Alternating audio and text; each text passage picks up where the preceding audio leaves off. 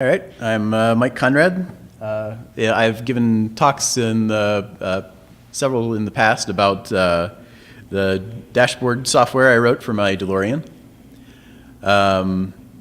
It's all written in Perl. It's running on a computer inside of the instrument cluster. And so in the story I told 3 years ago was how from 2011 to 2014, I was trying to write all of the software in C++. And I wasn't getting very far. And the big problem was that it's complicated enough to write elaborate programs in C++ that I didn't really have time to fit it into my spare weekends and things like that. So then in 2014, I had recently run across the Inline Cpp Module, and I was like, I bet I can move a bit of my code from the C++ version into Perl and not have to rewrite everything. And so I started a rewrite of the main program in Perl. And then in 2015, I presented the story at YAPC. So now I've actually, since then, I haven't really done actually a whole lot of work on the main project, but I've been, people were interested in how I did it and what I had done, and so I started trying to package some of this stuff up for CPAN. And so the first thing I did was take all of my, when this is running in the DeLorean, there is no display manager. So it's just running directly on X11. And so the first thing I did was package up a whole bunch of the stuff that I had done and merge it into the existing module X11 xlib. And then all the stuff for OpenGL on X11, I packaged that up into X11 GLX. And then just this past few months, I have taken all of the little shorthand notation stuff, or sugar, syntactic sugar that I wrote, and packaged it up into OpenGL Sandbox. And so there's been people asking me about what do the graphics look like? Show the code. What does the code look like? And so now I'm actually going to be able to show some of that. So without revealing all of the horrible, crazy stuff that I threw together at the last minute. But more practically, because, and maybe I should have emphasized this in the talk name, but I'm going to show off how to do high-performance Perl using inline C. So because there's probably not a whole lot of people who want to write dashboards for their car, but there's probably a lot of people who are interested in getting a little extra performance out of Perl. So, but before that, I'm going to talk about building blocks. And here you have Legos, and they're very easy to connect together. You can sit down, grab Legos, throw them together, no problem. And so this, is sort of analogous to, Perl in a lot of ways. And then here you have an erector set.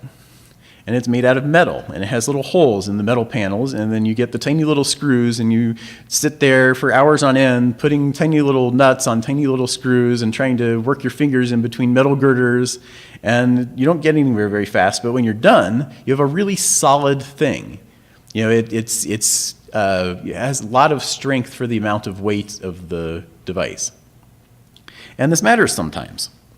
So, a quick story, back in high school, we had this thing called the Science Olympiad.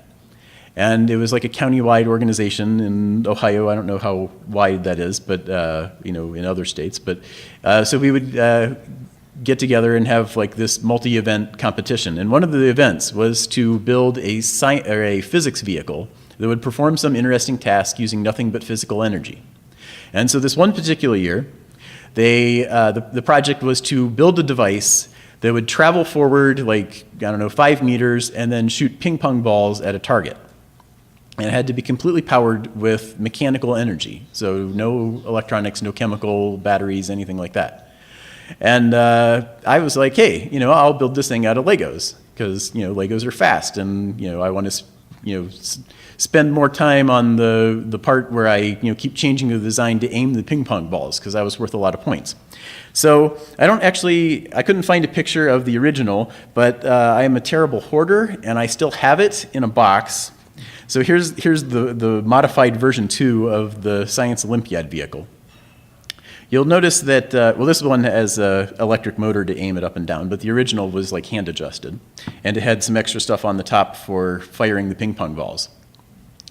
And you would like, you know, well, the details aren't very important, but you'll notice how there's like this really strong buildup around this lower pivot point. And that wasn't there in the original version. And so we got to the Science Olympiad, and one of the problems was how to get the vehicle to roll forward 5 meters. All right, you know, and so some of the teams came up with this idea that, oh, well, you could put it on a ramp and it would roll off the ramp. Well, Lego wheels weren't, you know, they were too high friction to roll very far. So rolling off a ramp wasn't going to work. And so then some people were launching it with a rubber band. So you'd pull it back in a rubber band, and then, you know, when the timer would start, you'd let go and your vehicle would go flying forward. Well, again, there's high friction in the wheels, and, you know, so we decided to combine a ramp with a rubber band for ours. And so at the last minute, without having actually tested it, we took the vehicle and we put it on a ramp and we pulled back the rubber band and they started the timer and we launched it and it blew apart into 100 pieces. And we spent the rest of our time limit attempting to reassemble it, and we got you know, every second counted against you. So we ended up with the largest negative score of any team in the competition. So the fatal mistake, I would say, is that I chose to use Legos instead of something that can withstand physical stresses a little better, like Erector. If I had built it in Erector, something like that, we could have launched it off the ramp with a giant rubber band, or it could even have withstood the forces needed to wrap a rubber band around the axle and, you know, drive it forward far enough. So anyway, the lesson from that was use the right tool for the job. However, well, and so, you know, applying this to software, high-level software is really good for rapid development, but it gives you kind of limited performance.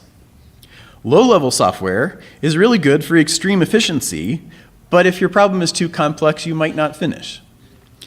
And so the lesson I got from my DeLorean dashboard effort in 2014, is that, you know, I tried it the right way, but I didn't have time to actually do it the right way. And so the lesson is, there's no point in doing it right if you never finish. So, you know, there's got to be some middle ground. I've had contradictory lessons in my life on those 2 points. And so one of the things that I've, you know, kind of developed an opinion on is that you should use the most efficient building blocks for the foundation of your project, and then build the upper layers with glue. Don't expect the foundation to reach to the, you know, the completion of your project, because foundation blocks are, you know, they take a long time to write. But also, don't expect glue to be your foundation. And that might apply to projects like Moose. And so, you know, gluing things together with Perl, the most common one is C libraries with XS bindings. And, you know, so there's good recipes and tutorials for this, and you sit down with the XS tutorial and learn all the crazy details you're going to have to go through to, you know, attach to the C library and attach to Perl's API, you know, internal API. But XS is hard, and it's really tempting to just go ahead and write the foundations in Perl, because, you know, you want to save the time. And you know, so the C itself isn't that hard, but it's mostly the packaging of C into libraries and then linking libraries with Perl that, you know, causes the hassle. And that's when I discovered Inline. And also I want to take a quick shout out to Will Braswell, the author of R Perl. He's kind of tackling the same issue, and he's giving several talks this weekend, or this week. So R Perl is another way that you can get more performance directly from Perl without having to go write extra C modules externally. So here's an example of XS that is the most, you know, simple function you can imagine. It multiplies 2 numbers. It takes 2 arguments, both are floating point, it multiplies them together, and it returns them. But you have to write all of that boilerplate. So you have to, declare the type of the variable separate from the argument list. And then you have this weird code and output retval thing, and then there's a pp code option if your output return value is not a single scalar, and some other awkward stuff. And it just takes a long time to learn. And then on top of that, you have to write this awkward make file. So you can't just run the program and see what it did. You have to make the program and then run it, and then make edit the code, and then run the make file, and then again. And you have to reinstall it after every change if you've got kind of a wider project that has multiple directories or something like that. Or you can make a makefile for the entire project as a whole. But so it really impacts your ability to quickly develop things when you have to keep changing to a different directory and then running the makefile and then running install and then going back to the first directory and running your Perl code. So inline makes this way easier. So there you have the use inline C. That invokes the inline can actually plug a lot of different languages into Perl. So you say use inline C to indicate that you're going to give it C code. And then you give it a string of C code. You can also give it a file name. You can give it, you can deliver the C code in several different ways. But the easiest one is that you just paste the C code right into the middle of your Perl code. And so if you had written that in the middle of your Perl module, then at runtime, basically as soon as you run your Perl script, you would have a function named add doubles available, and it would take 2 arguments and return 1 value. That was the 2 numbers multiplied together.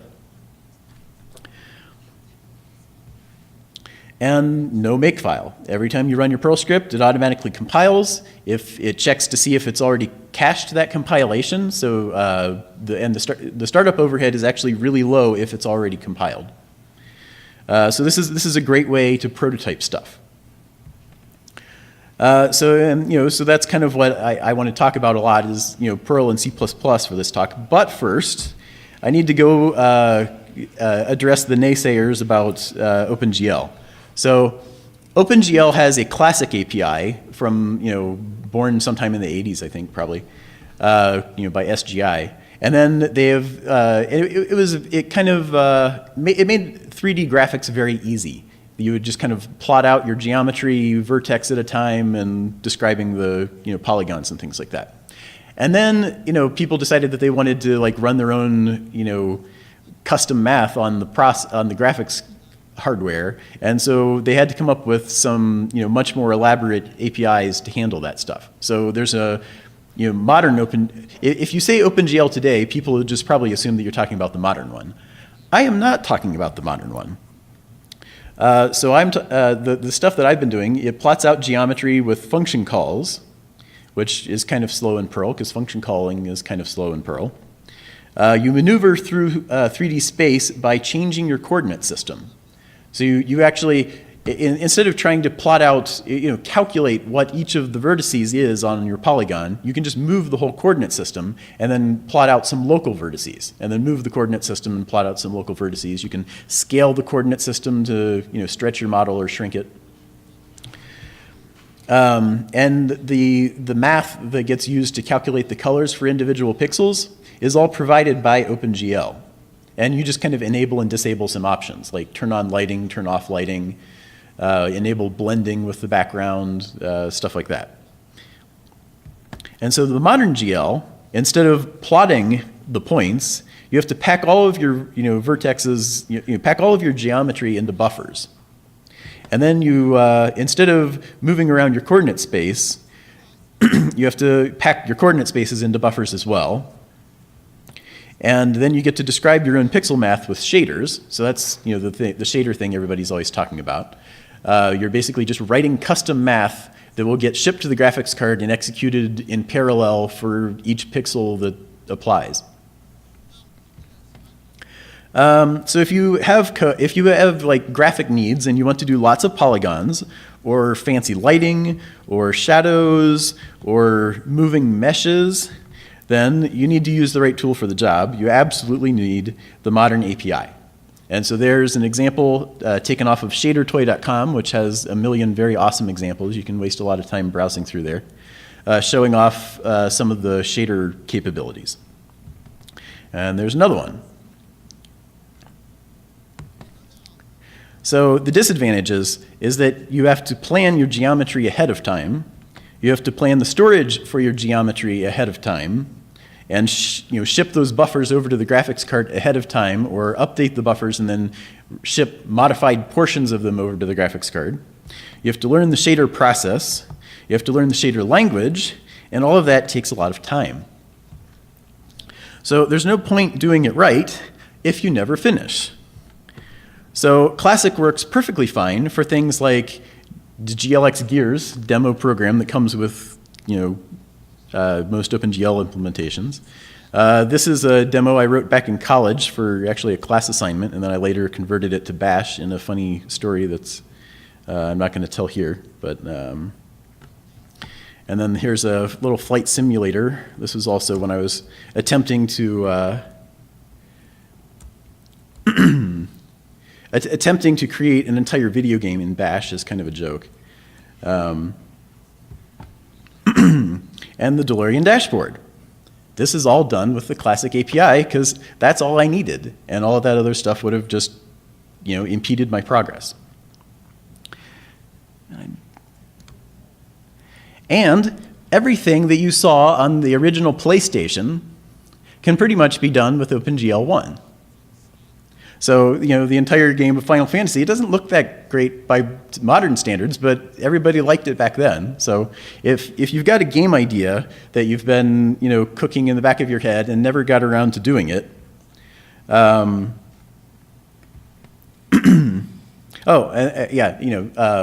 Classic API might still work for you. And the Classic API concepts also come back in other software. So while people might be saying, oh, well, that's old stuff, nobody's ever going to use OpenGL 1 again. Well, HTML5 canvases use the same concepts. So this is a little piece of a project I did for a client, actually, where we needed to display a sequence of stars, and they wanted it as an embeddable graphic. And so rather than trying to get out GD or one of those other packages that Perl offers for rendering custom graphics, I was like, hey, I can just, SVG files are XML basic, or HTML fragments basically. So you can write an SVG file with template toolkit. And so this is an example where you'll see on where it's defining the polygon here, and I can't actually highlight that, never mind. You can specify a transform that is a translation of the coordinate system and a scale of the coordinate system, and then feed it a series of points, which in this case describe a star, and it's kind of a long series of points that goes off the screen. And then right below that, there's an example of where I translate to a specific coordinate and then scale to a certain size, and then render the text 124 reviews. And so you can just put together graphics using these same concepts of moving the coordinate system around and plotting points. There's also a clip rectangle on the top there. That's so you can cut off the list of stars to make it like 3.5 stars. You can actually just cut the graphics right there. And then another place that it came up just not too long ago is if 3D printers are all the rage. It's like, hey, let's get a 3D printer. Oh wait, I don't know how to model things in 3D. Well, except that I kind of did, So as it happened, I didn't have to, I was like, well, so there's some free CAD software and it relies on all of these keyboard shortcuts that all of the CAD modeling people know by heart. I don't know any of them. I don't have time to learn all of those 3D keyboard shortcuts. And so I found this program called OpenSCAD, and it's basically like a programming language for defining 3D geometry. And it works on all the same concepts. So there's an example of a little piece of a model I wrote. It's actually modeling a refrigerator for a miniature, kind of like dollhouse furniture type thing. And so I'm saying, on line 3 there, I'm saying translate to this coordinate and then draw a cube with these dimensions, and then translate to the other coordinates and draw a cylinder with those dimensions, and then take the intersection of those two shapes. So any 3D space that is contained by both of those will become part of the resulting shape. And then the line below that, I start drawing out cutouts that I want to remove from the model. And that's why the outermost command there is a difference. So I'm taking one 3D shape and subtracting other 3D shapes out of it. And so you can go through and define, complex geometry. And so on the left is what it looks like in the modeling program, and on the right is what it looks like after you print it. Anyway, but it's still a deprecated API. So take that into consideration with everything that I'm showing you here. Is it's not the thing that you would use to write a 3D video game. Unless the reason you never got your video game written was because it was too much learning curve. All right, so triangle example. This is like the simplest thing you can draw with OpenGL is like a single triangle. So what you do is you use the OpenGL module in Perl, and then you create the window with a bunch of code that I don't want to show you yet, and then you clear the buffer. So you like wipe it clean so it's a black screen, and then you say begin triangles, and then every 3 vertexes that you give it, it will draw a triangle. And in this case, I give it exactly 3, and it draws exactly 1 triangle. And then you say end to mean that you're done feeding it geometry. And then you have to give it another command to tell it to take those, because it's been doing all this on the back buffer where nobody can see it. So you have to give it a command to say, put that up on the screen now. And then it gives you a fresh back buffer that you can wipe and start drawing onto. So there's the rest of that code. When I package this stuff up into the X11GLX module, with another module named X11GLX do what I mean. So you say X11GLX DWIM new, and then you tell it what kind of target you want. In this case, I made a small, not full screen window. And then you render your OpenGL, and then you say GLX swap buffers. And then you should also go and collect any error messages that OpenGL might have generated for you. The OpenGL functions are all asynchronous. So when you run an OpenGL function that's defining a vertex, it's really just kind of like calling Perl's pack function. It's just taking the things that you gave it, packing them into a buffer, and sending that somewhere.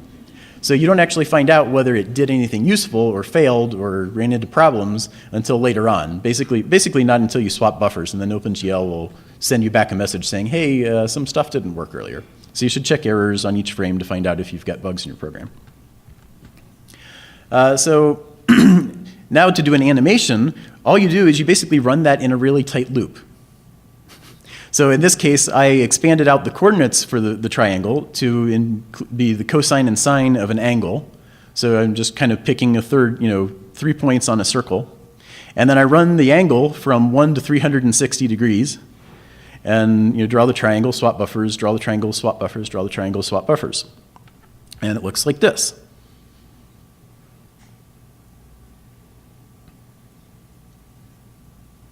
All right, so that's the basics of how you make the old OpenGL API work.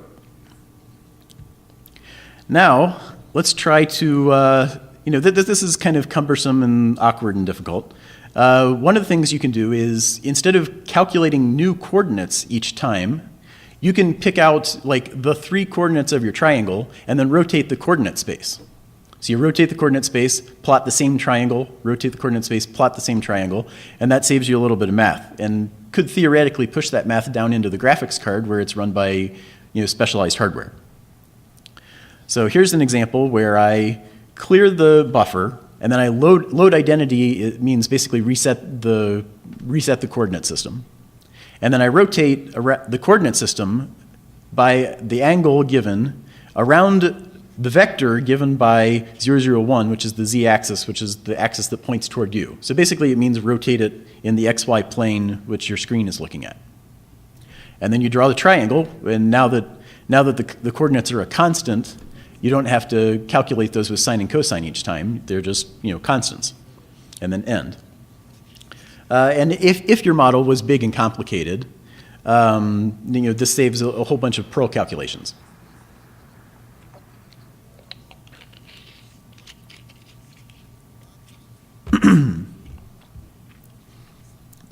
So the next thing we can do is we can hoist some of that into a display list.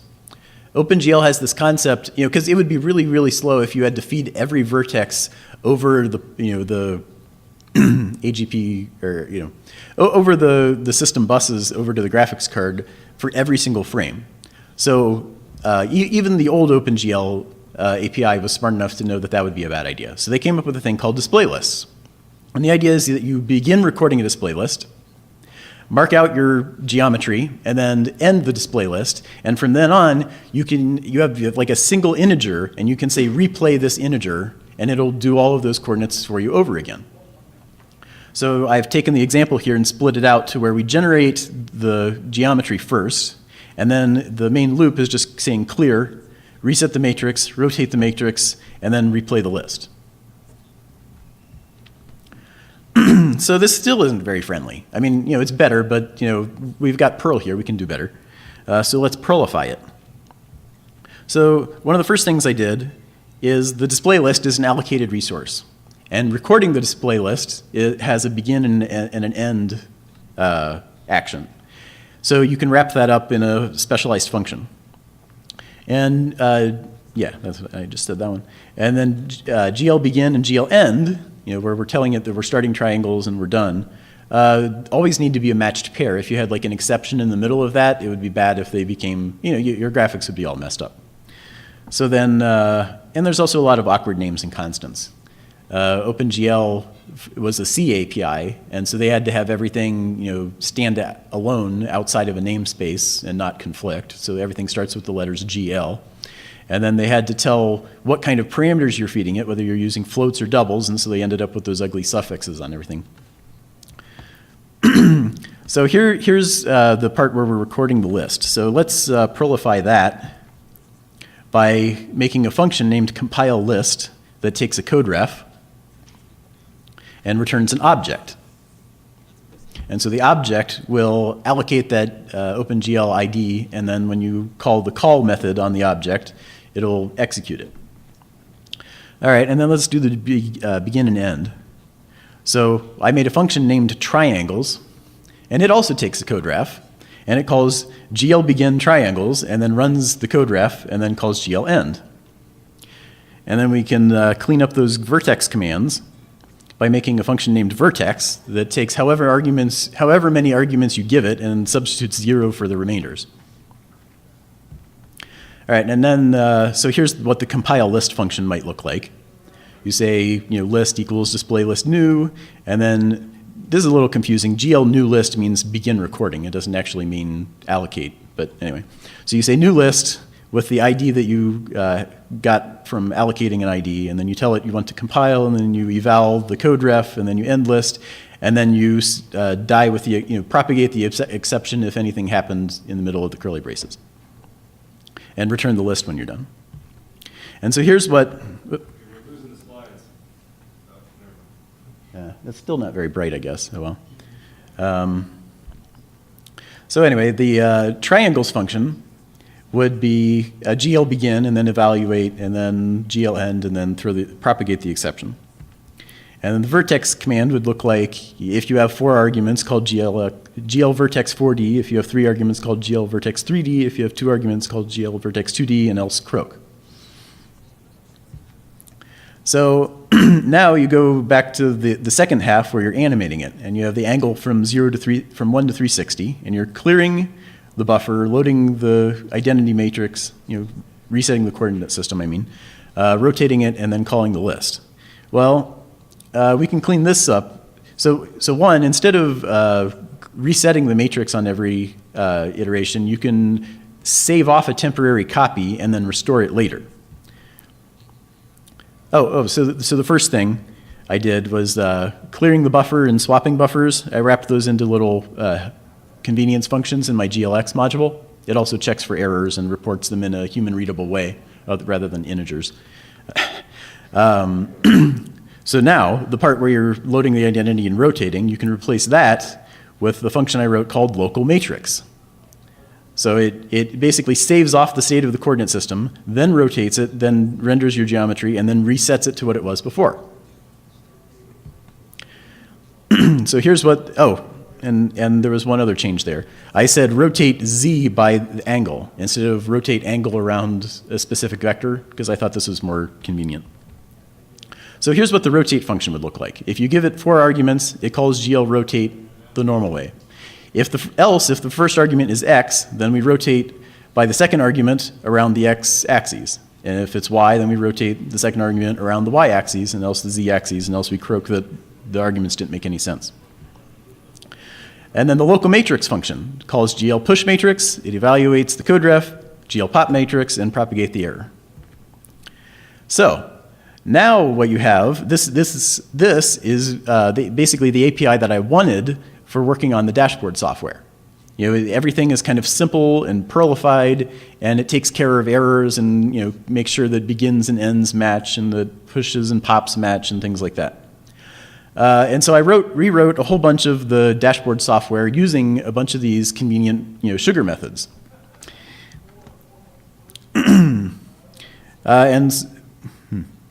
Well, I could have put this at a better spot in the slides, I guess. Oh well. Anyway, so here's an example of rendering the speedometer tick marks. So I'm specifically talking about those green marks in the arc. And so the code that I wrote to draw those looks like this. I started out with local matrix because I'm going to be changing around the coordinate system and I don't want those effects to stay. And then I load some local attributes on this is my speedometer object. And then I start incrementing by the gauge tick interval. And so then I am doing my own sine and cosine here. I didn't need to do that. I could have just rotated the coordinate system, which is actually what my demo here in a second is going to do. And then I run, if it's an even number, if it's an odd numbered tick mark, then I also display the current value as a text string. And then I do another local matrix. Then I rotate the coordinate system to where the tick mark is angled away from the speedometer needle.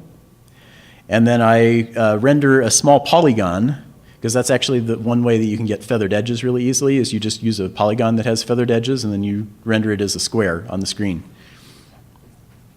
So I'm rendering the rect 1632 as a centered on the current origin of the coordinate system with a given width and a given height. So I finished doing all this rewriting. And yeah, there it goes. So there's an example of rotating the coordinate system, translating the coordinate system, plotting 4 points, rotating the coordinate system, translating the coordinate system, plotting 4 points. And that's the pop matrix that takes you back to the origin. And then, so you do pop matrix, push matrix, rotate, translate, plot 4 points. And so this is how you draw graphics with the old OpenGL API.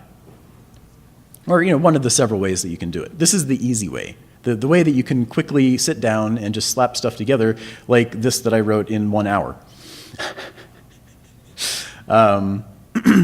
So, rapid prototyping for the win. But wait, the speed got worse. When I had this written in C++, it was running pretty quick. And then I converted it all to Perl using all of those sugar functions that I wrote, and I actually noticed the speed drop a bit. So, what about inline? So, here, one of my questions was, I heard that there's like some overhead when you want to call inline. And so I wanted to know how big of a function does it have to be before it's worth putting it into inline. So there you see an example where I have a function named foo_c, takes one argument, multiplies it by 10, and returns it. And then another function named bar_c, which takes no arguments and returns nothing. And then I did the same thing in Perl. I did it twice. There's the first foo in Perl shifts it into a local variable, then multiplies by 10 and returns it. The second one is how you might write it if you're trying to be extremely minimal. So instead of using a local variable, you just grab $_0, multiply that by 10, and assume that it gets returned. And then the last one is a function named bar_Perl that takes no parameters and returns nothing. And so then I decided to benchmark them and see which one came out fastest. So here we do 40 million iterations of each of them, because that's like even on my laptop, it requires that many to get a decent result. And it turns out that C is faster in every case. It is faster to give an argument to C and return an argument from C than it is to call a Perl sub that has no arguments and no return. And then now this is a micro benchmark. Micro benchmarks are not always super accurate. They can get heavily optimized by the C compiler and do strange things. But the takeaway I took from it was that there is really no function too small to push into inline C. You will always come out ahead if you move it into inline C. So that was kind of encouraging. And so I went in and I started rewriting all of my little sugar functions in inline C. And so here's the vertex function where it says, do we have 4 arguments, 3 arguments, 2 arguments, or whatever. And here's what it looks like in inline C. If you go read the man page, or not, well, you can read it as a man page. If you go read the documentation for inline : C, it'll tell you about these macros called inline stack vars, inline stack items, inline stack item, and inline stack void. And these in particular, you'll notice that in the declaration of that C function, I have a ... If this was actually C, the C compiler would expect to have like other arguments written onto the stack, and it would do awkward things and possibly crash if you get the arguments wrong. In Perl inline C, the ... is actually removed by the inline C module, and you're telling the inline C module that you want to use Perl's argument stack. So in this case, I have that ... there, and then I declare my inline stack vars, and then I switch based on the number of inline stack items. And if it's 4, then I run GL vertex 4D with XY. XY I declared up top just because they're never going to change, but the other 2 arguments, if you want to unpack additional things, SVNV, numerical value, I don't know, is how you take a scalar value and convert it to basically a double for C to use. So there you go. That's how I unpack the additional items that might be on the Perl stack and pass them into a C function. And interestingly, croak exists in the C API. And it does pretty much what you would expect it to. But the other neat thing about having croak in the C API is that it's using, if you've ever done C and wished that you had exceptions, there's this thing called long jump. And it's basically unusable without a framework to help you allocate your resources and free your resources. And so I had never actually used long jump ever, having even done a relatively large amount of C. Well, in Perl is that framework that helps you manage your resources in C. That's what it does. That's like almost the entire point of the Perl internal API. And so you can croak right out of the middle of a C function, and Perl will take care of any cleanup as long as you've been allocating your resources on with the Perl API. So that's kind of cool. And then let's take a look at the rotate function. So this is another one that has a variable number of arguments. But this time the first argument could be a letter or a number. So the inline C for this one, you say if there's 4 arguments, then do the same thing we just did for that vertex command. Else, if there are 2 arguments and the that's the word that says svpok flag, that should say svpok arg0. Anyway, the OK macros in the Perl API test whether a scalar is a kind of a thing, or whether it's been certified to be a kind of a thing, because you can always try and coerce it on the fly. But anyway, in this case, POK means is it known to be a valid pointer to a character string? And the Perl API is pretty messed up. But anyway, you can find examples of this stuff, and it's not too hard to learn. Especially, you can just pull examples right out of my inline my OpenGL sandbox module. It's a good, I think, example of common recipes that you might want to use for inline C. And so, if that's true, then it extracts the C-style character string from the first argument and switches on the first character of that character string, and if it's X, if it's Y, if it's Z, and so on. And this is going to be a whole lot more efficient than doing the same thing in Perl, because in Perl it'll actually do a string length or a strcomp on the entire string, and it'll have to go through multiple opcodes and all that stuff. Where this C code is basically probably going to run about as fast as calling a single function in Perl. never mind the contents of that single function in Perl. It's just going to blast right through the C and get straight into the OpenGL call, which could take, most of the runtime probably. So now we have a hard one. So we have a triangles, which accepts a code ref, and then it's going to call GL begin, execute the code ref, GL end, and then throw an exception. So let's see what this one looks like in inline C. Oh, how about that? The API is exactly the same. So the Perl API has a function called call_sv. And sv is scalar value again. I don't know if I clarified that. So I declared the function to take a scalar value. And then I pass that scalar value to call sv. And it even has a flag that you can pass. So I give it array context, and I gave it the flag g_eval, which means that it's going to eval that code instead of letting exceptions fly out of it. And so then the last line, if sv true, error sv croak with null. And that's kind of weird, but basically that means rethrow the error if one was already thrown.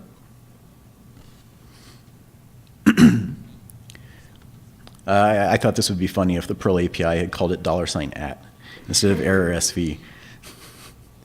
All right, so then one of the big reasons why I wanted to use the old OpenGL API in the first place, aside from just ease of use, is that there's this cool font library called FTGL. And this was written in 2005 or something. It's on SourceForge. You can go look at its history. But it takes true type fonts and renders them into textures, or renders them as 3D geometry, or renders them in a bunch of different ways. You can choose 7 different ways to take a true type font and convert it into some kind of OpenGL resource. And so I wanted to use this, but it is pure OpenGL 1.0, no shader, no fancy anything. But it's one of the best written APIs I've ever seen. It is just done that well, and so I didn't want to have to reinvent that. And so Inline Cpp lets you wrap C++ classes. Now the problem though is that I wasn't able to get Inline Cpp to go look at somebody else's header file. It wanted to look at the specific code I gave it, not somebody else's code. So what I did instead of trying to pull in the FT font, header files and stuff and paste them into my code, I decided to just write a wrapper around it. So I wrote class FT font wrapper, and its internal storage is a single SV of the memory mapped font file, and then an FT font, which is from that FTGL library. And so in the constructor, I pass it the memory mapped font data, and then a string telling it which C++ class to allocate. I'm going to skip over that constructor. And then the bottom half of the class, the public portion, is exposing various details of the FTGL font class.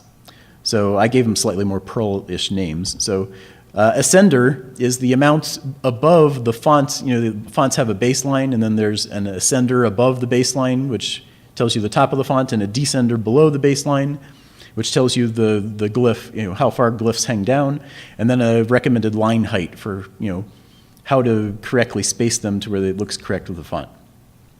FTGL also lets you specify the face size so that you can control kind of the resolution that the font gets rendered at. If you're using 3D extruded fonts, it lets you set the depth and the outset, and then it lets you decide whether or not you want to wrap everything with display lists. And so I exposed each of those attributes. And then the real meat of the FTGL library is the advance method, which you give it a string of text, and it tells you how many font units that wide that string is.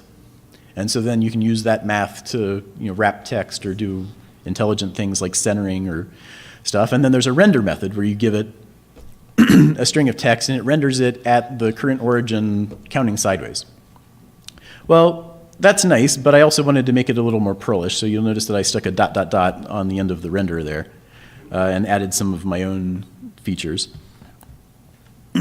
Now, on top of that though, if you try to write things in C++ and wrap them with Inline Cpp, you'll find that there are certain things that get a lot harder. Like if you wanted to just store arbitrary attributes on your font object, you have to keep going back to that C class and like adding additional getters and setters, and that would be kind of annoying. So I actually wrapped it with moo. I wrapped the wrapper with moo. So you can specify normal moo attributes. You can extend it like a moo object, and then you see where ftgl_wrapper handles face size, ascender, descender, line height, and advance. And so that's a moo feature that lets you, it's also a moose feature that lets you, expose methods of a sub-object as if they were methods of the parent object. So that tiny speed hit there, but I figured it was worth it.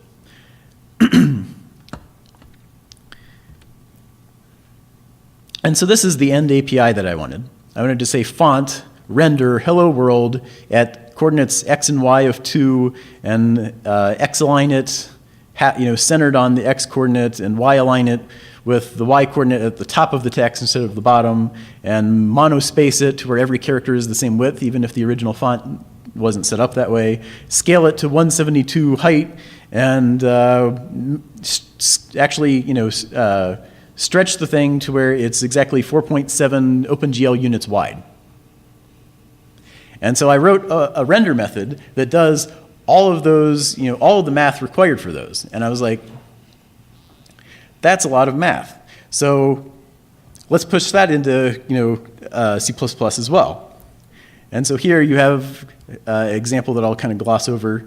It's checking the arguments just like the previous examples did, and then it gets to the part where it's iterating a list. So you know how most of the times you would pack things into a hash and then pass the hash? Well, that's slow because you have to allocate a hash and then do a bunch of calculations on the keys to load them into the hash. So it's really just better if you just pass a series of key value parameters as a list to the function. And so in this example, you'll actually kind of recognize this if you've written C. This is, your kind of like your options processing. You just process the list of options, but in this case, they're all keys and values. So just below the for loop there, you see where I say key equals SVPV nolen of the current item, and then value is the one after that. SVOK is how you check if a thing is defined or not. So if it's undef, then I skip it. And then I start switching based on the character, and so I can pick up arguments like X and Y and blah, blah, blah, blah, blah. And if none of them are matched, then I croak just like the previous examples. So here's the thing in action. This is out of one of my test cases for the OpenGL module, or OpenGL sandbox module, and it does this.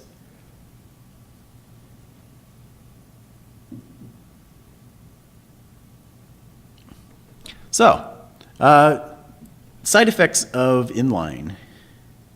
It compiles into a user-writable directory. It'll either pick your home directory or the temp directory or somewhere, but it'll always pick a directory and compile things to there. It compares the hash of your C code on startup to see whether it actually needs to recompile. But it also means that everywhere you use this module, you're going to need a C compiler. So what you probably want to do, so comparing inline with XS, both generate an SO file. XS requires a lot of awkward tooling. Inline requires a startup check. So XS is kind of better for your installed packages, but the inline overhead isn't too bad. And inline has the obvious benefits when you're prototyping. Packaging inline for CPAN, you should check out Inline MakeMaker.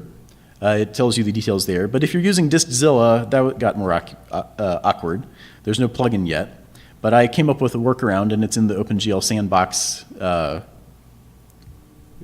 code. There's the workaround I came up with. I'll let you read it in Git.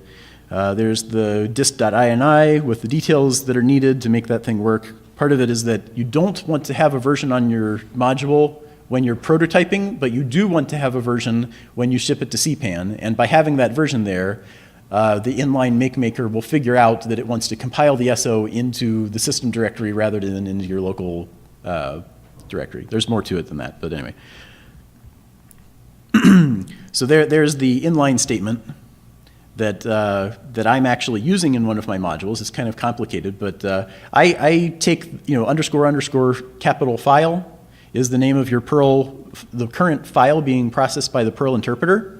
And so I run that through a regex to swap the extension C with the expression, or swap PM for .c. So I can have a .c file in the same directory as my .pm file. And inline just goes and pulls up that file, which is really nice because then I get the syntax highlighting. And then I declare the version if it's being installed as a official module. Then there's the ugly stuff that for C, where you have to specify include paths for the C compiler and which libs to link and stuff like that. All that probably needs enhanced in order to work on people's systems other than my own. So patch is welcome. So these are the modules I've kind of produced as a result of the DeLorean car project. I took over maintainership of xlib, added a whole bunch of stuff there. The GLX module, and then my OpenGL sandbox module is divided into 3 pieces. One is the stuff that doesn't depend on any specific version of OpenGL. V1 is everything that depends on the old deprecated version of API, and V1 FTGL font is everything that, basically the wrapper around the font. And that way, you should be able to make use of most of this regardless of whether you want to install all of the dependencies. Related modules that you might look at are the OpenGL module. There's OpenGL Modern, which the author is suggesting that everybody switch to that one. He's eventually going to have OpenGL Modern be the implementation of the old OpenGL module.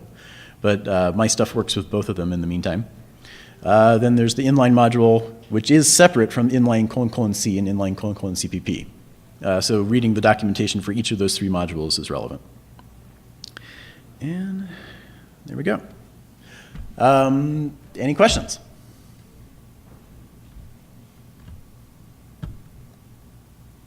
All right, that's it.